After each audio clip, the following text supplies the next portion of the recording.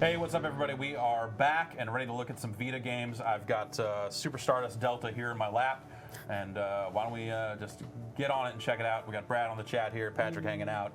I'm Jeff. Let's see video games. Okay, so this is the live area for Super Stardust Delta. One of the things you can do when you're at this is pull up an activity log for the game based on people on your friends list, and this is really like a Facebook wall in a lot of ways. So you can see that even me giving it a rating in the store, which matches the rating I gave it on the site, shows right up there. And you can click on any of these things and leave comments, or basically give them thumbs ups. I can't like my own comments, which I think is an oversight personally. But do these show up? Do these populate anywhere else, or only on these live pages? I think they show up only on these live pages. There's one you can see that is system wide, so it's not just for Stardust. Oops, wait, I want to go like that.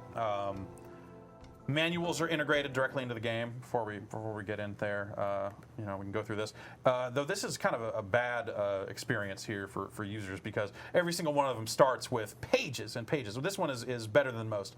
But most of them have, this is 5 pages of legal information and stuff like that. Some of the other games have, you're scrolling through 17 things before you get to and also actual they start to game hiccup stuff. Yeah, if you go really fast, you do eventually hit like a loading thing. I think I've got this one cached or something, but let's play the game. This is a lot like Super Stardust HD, which Housemarque did for the PlayStation 3. They also did a version of that for the PSP, which was not a great game.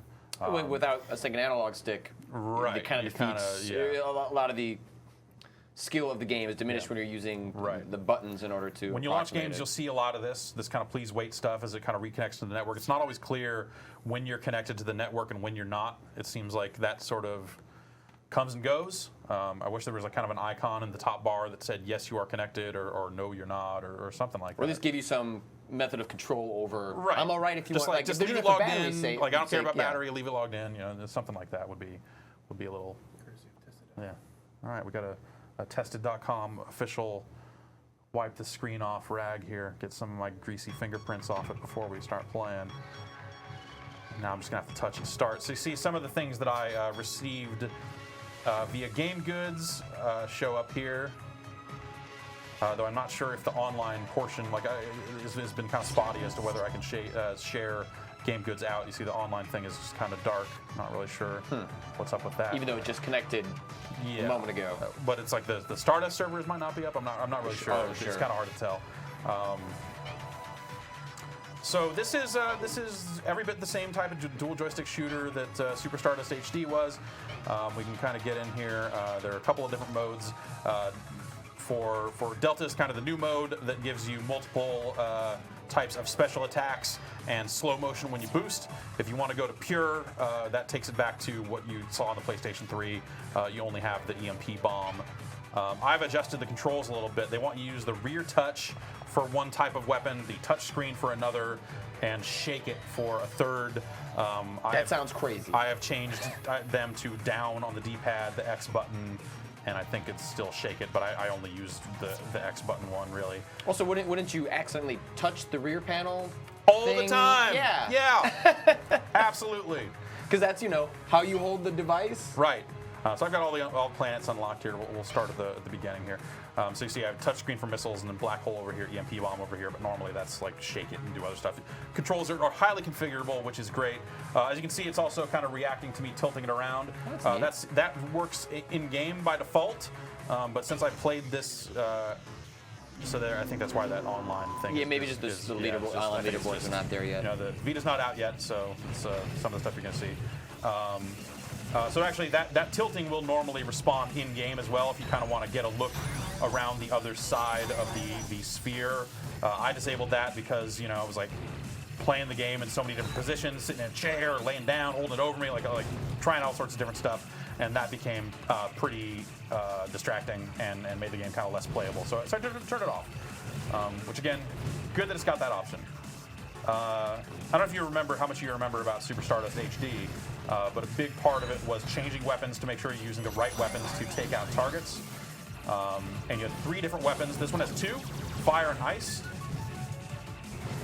How many were there? Were there 3 in Yeah, the there were proper? 3. You had like an ice cutter, basically there was like a 3rd type of asteroid. They reduced it to 2, which I think is better because you don't have to remember how the weapons cycle. Because it was always like, okay, am I going to hit this button and get the right one, or do I need to hit it twice? Like now it's just when you see the blue ones, switch to ice. And if you try and use ice on fire, like it just doesn't, it does some damage, but it's not going to be as efficient as using the right one. So this is like a clear-cut, less is more kind of scenario. Totally. I think that by refining that aspect of the game, I think it works better. I'm actually collecting Stardust now, which fills up the. Okay, so it's end of the phase here. When you take out all the enemies, it moves on, and then the 5th phase is a boss fight. You see in the lower right corner there's something that's filling up as I'm collecting Stardust. And that'll drop a bonus icon. This one will be super points, but sometimes these are bonus multipliers. Like, yeah, I'll trigger a bomb. It asked me to, I'll do it. So, and same type deal. You get these little crafts here that show up and give you some additional icons. Ice up, and I can also boost through things. You see, it drops into slow motion, which the PS3 one did not do. And if you don't like it, you can also just kind of drop back to the other types here. Let's set off the other specials just so people can see them. Black hole. Oh man, that's awesome. Yeah, I didn't find it super useful playing through the game. Sure looks but cool. It sure looks cool. And then missiles. Just shoots out a stream of missiles in all directions that home in on stuff. Again, smart bomb seemed like the one for me. Speaking of looking cool, we should probably point out, since I don't think it comes across on the stream, how smooth this is in person. Yeah, this is a great frame rate. Like rock solid 60 frames a second. Yeah, which is super sharp on that not screen. something you can say about most of the other Vita games. This one runs great. It's $10. I think it makes a good showpiece for the system, and it's a lot of fun to play. Still, I think even if you played, it's kind of like Gems Wars. It was one of the early great PS3 downloadable games, and remains one of the highlights. Right. Jeff, there is a litany of questions coming in about the feel of this thing. I guess as you're playing this fast-paced action game, people want to know how the analog sticks feel, how the hack stuff works. What's the fit and finish like for you? I think it's a nice feeling system. I think the triggers feel a little too much like the PSP triggers. Which I think they could have been better, like softer as like hard plastic as they are now. Oops, there I go, hitting them. But they're functional. I mean, they work. It's not a huge complaint. I think the analog sticks feel fine for what they're trying to do. I find it hard to do like a lot of really fiddly, narrow, like light movement with these analog sticks. So in something like Uncharted, where you're doing a lot of aiming with one of the sticks, like it didn't feel as good as a DualShock 3 does. But it certainly does the job. It was not a deal breaker in any respect. So there, I get weapon overdrives. Now I've got this huge, just gigantic, hot electric snake death, and then now we're seeing some ice stuff. So we're going to kind of carve through these ice asteroids as well. Have you found the buttons to be at all a problem? Because my brief experience with the Vita was that the buttons kind of came across as too small. But I don't know if that would be bothersome after spending some time with it. After spending some time with it, it's actually not a big deal. Playing something like Uncharted, which is a very traditional action shooter sort of thing, it's totally fine. The triggers for aiming and shooting are okay. Using the X button to jump around, circle to drop and stuff. It is a little smaller, like the D-pad that feels a little weird to the touch, but not a big deal. Let's quit out of this, and I can show some of the mini games, which are a lot of them are touch based. The rear touch, I think, is unnecessary. In this game or in this device? In this device. I think it's not justified by anything It's not really justified by anything I've seen so far. Some of these mini games, I think Crush here is probably like one of the better uses of it. And for this, I'm actually trying to squeeze the asteroids. So I'm going to be touching the front and back of the screen to pinch these asteroids to death. And it's easy to hit the same spot when you're also hitting the front. So I can hit these guys, and because I'm touching the back, like if I was just touching the front, that doesn't work. That doesn't work. I've got to hit it both and go, take it. Well, my experience with the Vita, was ultimately the problem with it being because it's a rear touch panel. You have no real good understanding of what your fingers are doing and how Yeah. it's applying to the screen. And some games address that better than others. That some games will actually have like finger indicators come Right. up on screen that Yeah. give you some sense of what you're doing, but. Yeah, it's weird, and games that ask you to kind of just touch the back directly. I think the best use of rear touch I've seen so far is actually FIFA, and we'll get into that in a little while here. But FIFA lets you aim your shots using the rear touch, and does a good job of giving you feedback as to where your finger is at any given time, and it's pretty much the shining example of how this thing can be used. But it didn't seem vital really in any sense. So This already kind of comes across as forced. yeah, you can tell that they sat down and went like, let's put in some mini games that use some of the features. So all these mini games are based on tilt and touch and that sort of stuff, and that's fine. It's a new toy. They want to show off that different stuff, but none of them are better than the main game or anything like that. And that's pretty much it. It does high score.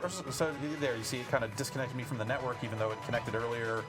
It's just it's not always pulling clear. up no signal. Maybe that's why. I think that's just we're not getting 3G, but we should still be getting Wi-Fi. We should still be getting Wi-Fi. Yeah, there it Yeah, goes. so there, pop back on, and now it'll pull up the leaderboards, and you can kind of go through there and filter it in different ways, see what difficulty people played on when they got those high scores. Casual is a lot easier than normal. If you want to just blast through the game to get trophies or unlock all those mini games, casual is super simple. Normal definitely puts up a better fight, and then once you finish it on normal, you unlock a third setting, which is tough stuff. So that's Super Stardust Delta. Looks like Super Stardust. Yeah, it looks like Super Stardust, which is great in a handheld, and it's $10. This Which seems is like the handheld version of this game. The PSP one was right, kind the of PSP one hobbled was in all sorts of ways. It's kind of a mess, just not what you want out of it. So this has a good solid frame rate and everything you kind of want out of a Super Stardust game. So if you're into that sort of thing, I would definitely recommend checking it out. Review on the site. So thanks.